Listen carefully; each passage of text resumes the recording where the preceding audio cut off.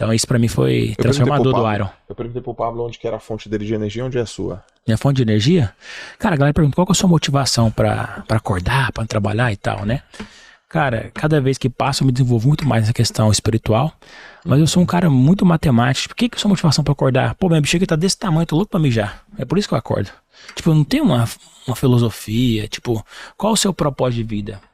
O Pablo é o cara que faz a galera encontrar o propósito. Eu acho que eu vivo meu propósito sem saber qual que é ele. Tipo assim, meu propósito é tal coisa. Eu acho que propósito é tipo dinheiro.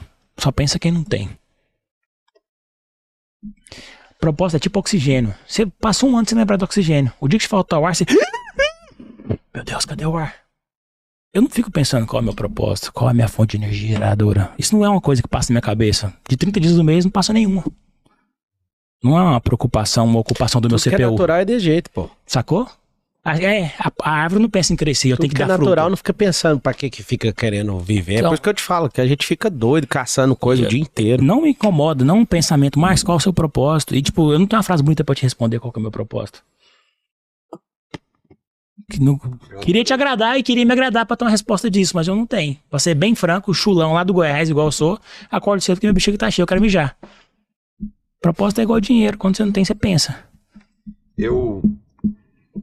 Quando eu entrei nesse mundo do... Anotei aqui. Quando eu entrei nesse mundo do desenvolvimento pessoal, a história foi muito curiosa, né? Bom, primeiro eu estudei em desenvolvimento pessoal porque eu era nadador.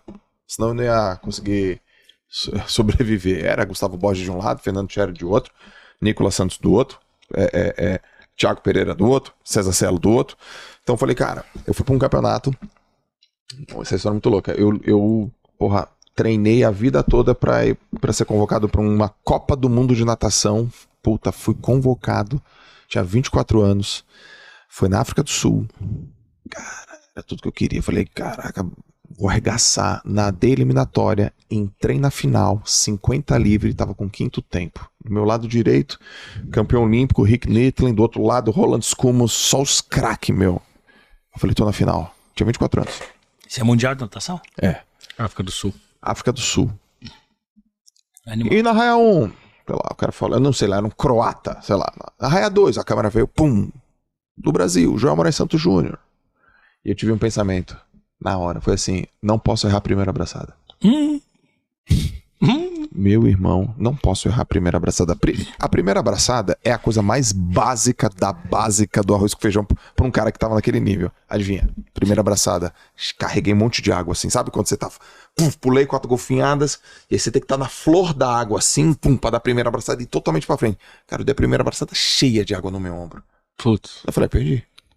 Bati a mão, sétimo, levantei, fui lá pra piscina de soltura, sentei e chorei. Muito. Porque eu choro. De raiva.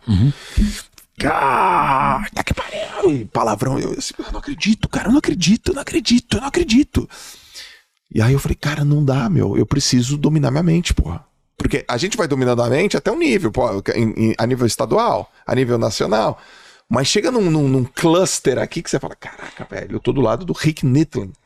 O cara é o recordista do mundo. E eu caguei na canoa. E foi ali que começou o JJ de hoje.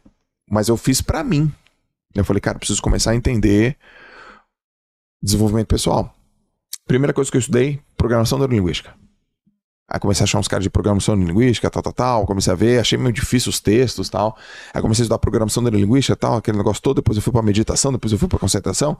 E aí eu fui, tal. Beleza, acabou minha carreira, virei treinador de natação. Era um treinador psicológico, né? E os atletas que treinavam comigo tinham muito resultado. O Matheus era um exemplo disso, tal. O Matheus bateu um monte de recorde. Aí depois eu fui para lado acadêmico, aquele negócio todo. Depois eu falei, cara, quero empreender.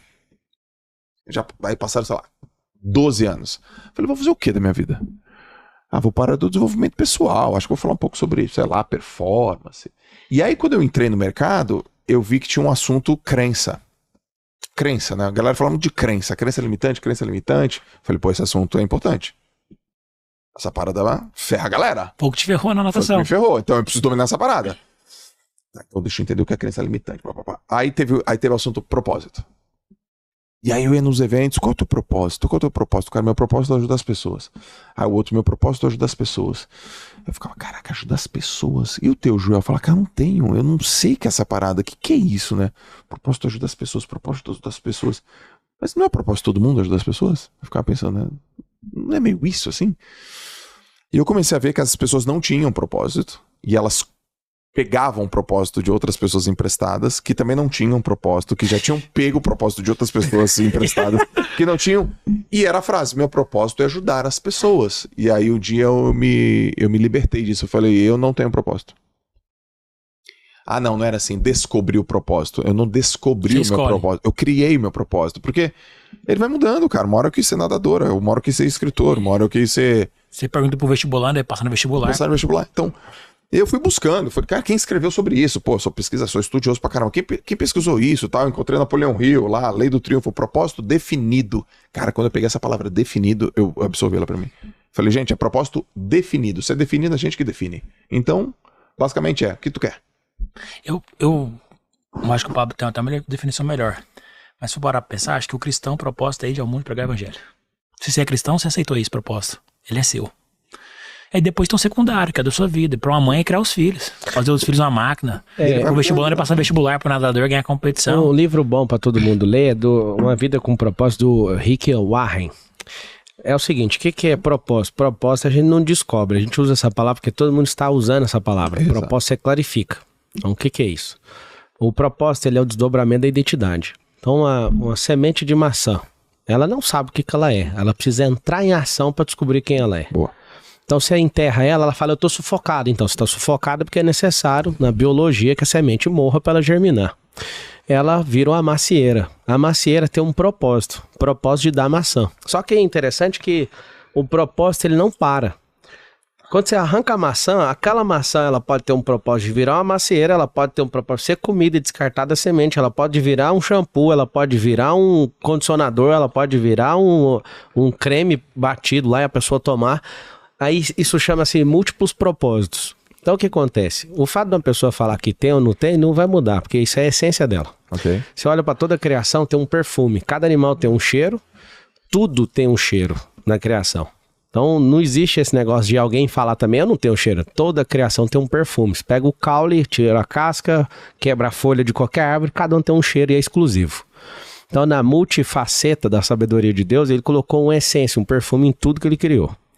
O grande lance é que a gente só tem uma identidade, essa identidade original, da neurogênese, inclusive cerebral, é ser a imagem e semelhança do Criador, e dependendo da crença ou da ideologia. Nós somos imagem e semelhança dele. A segunda coisa que todo mundo tem que colocar é que quando você tem clareza disso, no próprio texto lá bíblico, independente de acreditar ou não, está lá fixado como a autoridade do assunto. E o princípio da primeira menção é o primeiro texto falando sobre isso, em toda a existência da humanidade. Está escrito assim, façamos o homem a nossa imagem e semelhança e domine ele sobre os animais do céu, da terra e da água.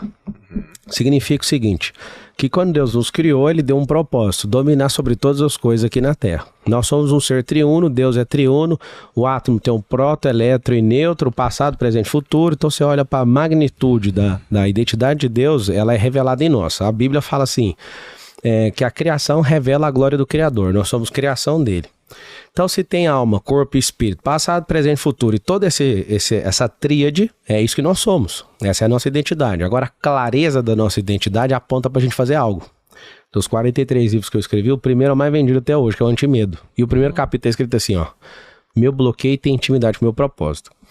Esse lance, propósito, ficou muito comercial. Meu bloqueio tem intimidade com o meu propósito. Tem um versículo da Bíblia que fala isso de outra forma, não tem?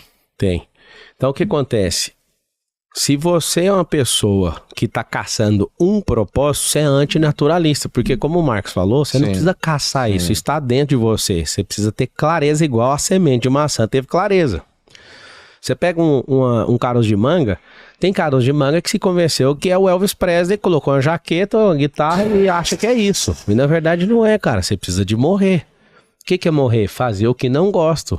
Para realizar aquilo que a minha alma deseja. A natureza vai revelar isso. A natureza revela isso. Agora, indo um pouco mais adiante, a nossa vida está a serviço de outras vidas. O que significa isso? Você tem talento com água, você tem talento com treino, você tem talento, você que adquiriu essas coisas, e isso potencializou a banda de frequência sua de propósito. Então você consegue atingir mais gente. Certo. Agora, se você quiser que eu dê uma resposta sobre propósito comercial, eu vou falar para você. Meu propósito é ativar pessoas na sua identidade, clarificar seu propósito, restaurar a família. Aí eu te explico tudinho.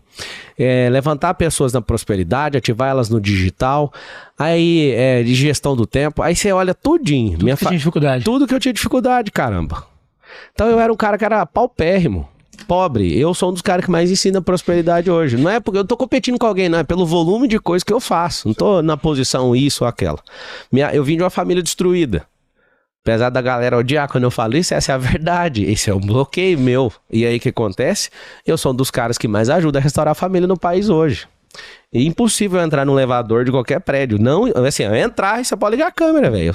Você mudou a minha vida. Aí eu só quero saber em qual área. Porque eu falo de dinheiro, falo do reino, de Bíblia, de família, de digital, dos cambal. Ou seja, o tanto de coisa que você foi se resolvendo, e é por isso que eu quero ir pro meu próximo desafio, isso vai aumentar a amplificação do meu propósito. Então, tem um monte de gente que quer ajudar na internet, eu não acho ruim, cara, mas eu acho interessante porque virou um grande instrumento comercial, porque as pessoas não são naturais. Certo.